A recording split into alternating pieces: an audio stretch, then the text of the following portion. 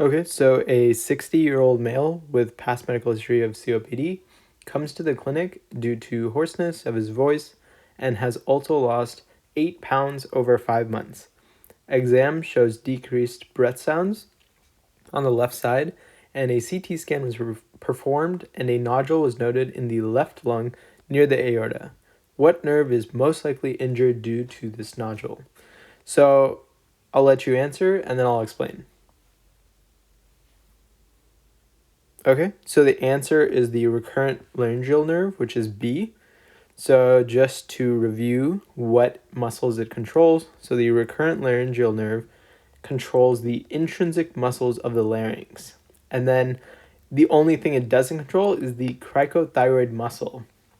And so the intrinsic muscles of the larynx control vocal cord movement, which would cause hoarseness of the voice. So even if the patient didn't notice the change in his voice, any family members might have noticed it and triggered him to come to the clinic. So the other answer choices, so we have the internal laryngeal nerve. So damage there would decrease sensation of the area above the vocal cords.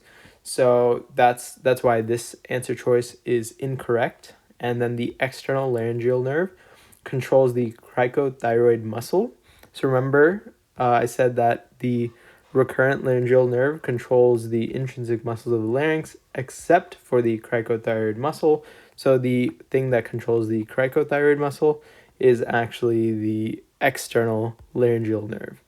And the final answer choice was the spinal accessory nerve, which controls shoulder shrugging. This is also cranial nerve 11. And so when you do the test, you typically put your hand on the patient's shoulder and ask them to shrug. And if they can't, they would have impaired shoulder shrugging. And so for this question, they're just hinting at a tumor. That's why the patient had 8 pounds of weight loss. So typically if you have unintentional weight loss, they weren't trying to diet, that's usually a red flag for cancer.